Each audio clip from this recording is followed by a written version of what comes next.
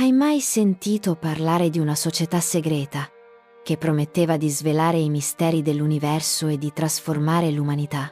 Oggi esploreremo insieme il mondo affascinante e misterioso dei Rosacroce.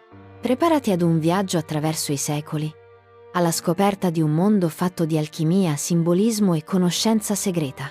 Questo è solo il primo capitolo di un viaggio più lungo. L'argomento dei Rosacroce è così vasto e ricco di sfumature che nei prossimi episodi continueremo ad approfondirlo.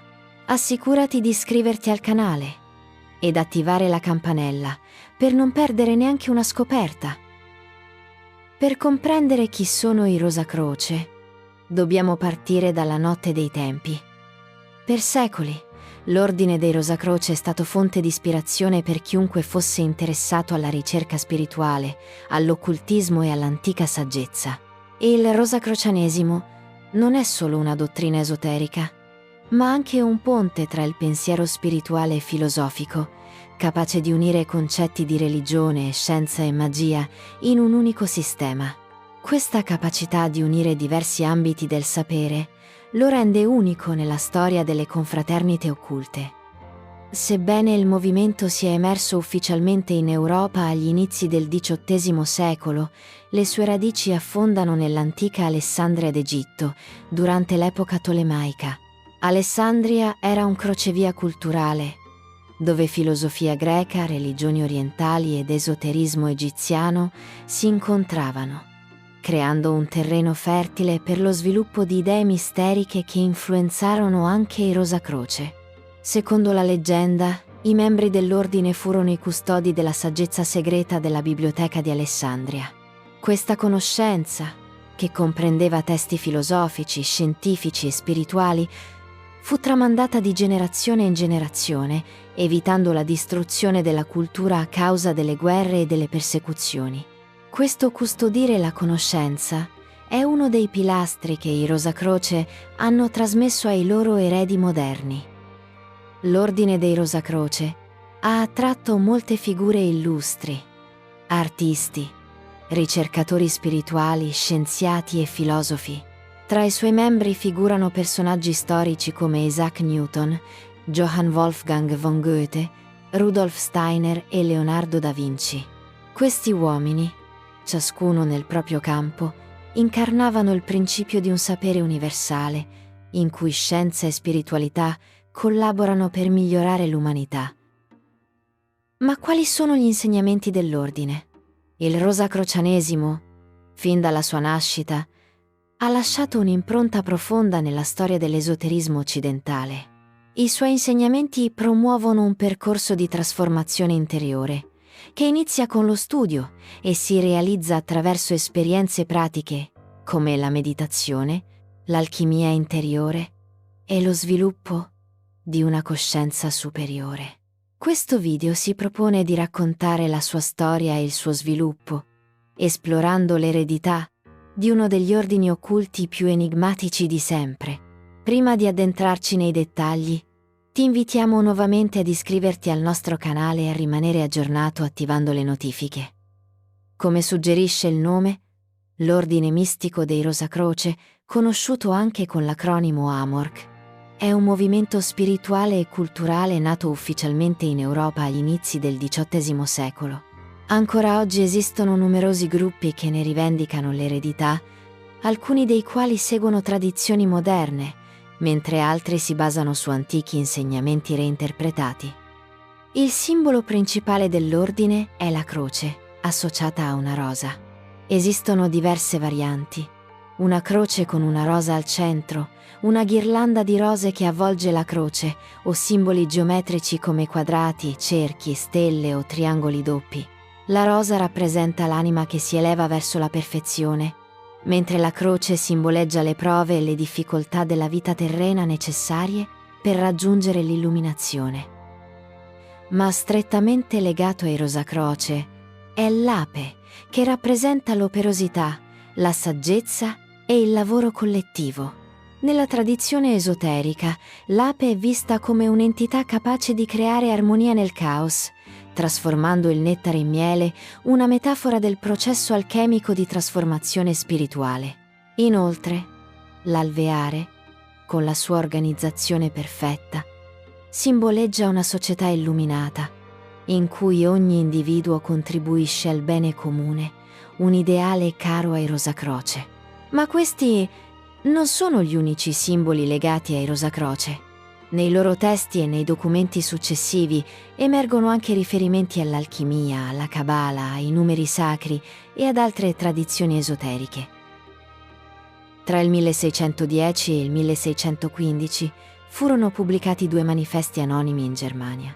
Fama Fraternitatis, 1614, e Confessio Fraternitatis 1615. Questi testi furono attribuiti al matematico e teologo Johannes Valentinus Andrea e si diffusero rapidamente in Europa. I manifesti furono scritti in un periodo di grande fermento culturale e religioso, riflettendo la volontà di offrire una visione alternativa alla conoscenza ufficiale dell'epoca. Il primo manifesto, Fama Fraternitatis, racconta la storia di padre CRC, Christian Rosenkreutz, che intraprese un pellegrinaggio in Medio Oriente e Gerusalemme, dove studiò matematica, fisica, magia e Cabala. Al ritorno in Germania, fondò la Confraternita dei Rosacroce con l'obiettivo di usare le conoscenze esoteriche per guarire i malati gratuitamente. Questo testo non è solo una narrazione, ma un invito a riformare la società secondo principi spirituali più elevati. Il secondo manifesto, Confessio Fraternitatis, pubblicato nel 1615, rispondeva alle critiche ricevute dal primo testo, spiegando la filosofia dell'ordine. Enfatizzava l'importanza della ricerca spirituale e della conoscenza esoterica, difendendo la confraternita dagli attacchi esterni. La Confessio evidenziava anche la necessità di armonizzare scienza, arte e religione per il progresso umano. Il terzo manifesto, Le nozze chimiche di Christian Rosenkreutz, del 1617, presenta una narrazione allegorica, strutturata in 7 giorni, che racconta un viaggio iniziatico di Christian Rosenkreutz. La storia simboleggia la trasformazione alchemica e l'unione tra spirito e materia. Ogni passaggio del racconto è carico di simbolismo, come le nozze tra re e regina, che rappresentano l'unione armoniosa degli opposti. Ma chi era l'enigmatico personaggio di Christian Rosenkreutz? Al centro di questo ordine troviamo Christian Rosenkreutz, una figura avvolta nel mistero. Il suo nome, un'alchimia di simboli, evoca la rosa, fiore della perfezione e dell'amore divino, innestata sulla croce, emblema del sacrificio e della redenzione. Ma Rosenkreutz è solo una tessera di un puzzle più ampio. Secondo la leggenda, Christian Rosenkreutz visse 106 anni e fu sepolto in una tomba nascosta. Nel 1604, decenni dopo la sua morte, un membro dell'ordine avrebbe aperto la tomba, trovando iscrizioni misteriose e un manoscritto con lettere d'oro. Questo evento avrebbe segnato la decisione di rendere pubblica l'esistenza dell'ordine. La tomba stessa è un simbolo della conoscenza nascosta, rivelata solo a chi è degno di scoprirla. Nonostante la ricchezza delle leggende, molti dubitano della reale esistenza storica di Christian Rosenkreutz e della prima confraternita. Non esistono prove concrete al di là dei manifesti e delle testimonianze tramandate. Tuttavia, la forza simbolica del personaggio e della sua storia continua a ispirare ricercatori spirituali. L'antico e mistico ordine dei Rosacroce, Amorc, è oggi l'organizzazione rosacrociana più diffusa, con sede a San José, in California. Questo ordine si distingue per le sue attività pubbliche e per il Parco Rosacrociano, un'attrazione turistica con architettura ispirata all'antico Egitto. La diffusione globale dell'Amorc riflette la capacità del rosacrocianesimo di adattarsi ai tempi e di continuare a trasmettere i suoi insegnamenti. L'ordine insegna che l'universo è governato da leggi divine immutabili. Promuove l'idea che l'essere umano possa raggiungere la perfezione spirituale attraverso la padronanza di se stesso e la comprensione delle leggi universali. Questi insegnamenti si riflettono in corsi strutturati, meditazioni e pratiche esoteriche accessibili ai membri. Ma chi era l'enigmatico personaggio di Christian Rosenkreuz? E ancora, i Rosacroce sono stati solo un sogno?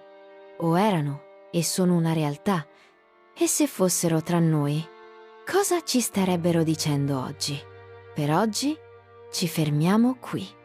Questo è solo il primo capitolo di un viaggio più lungo.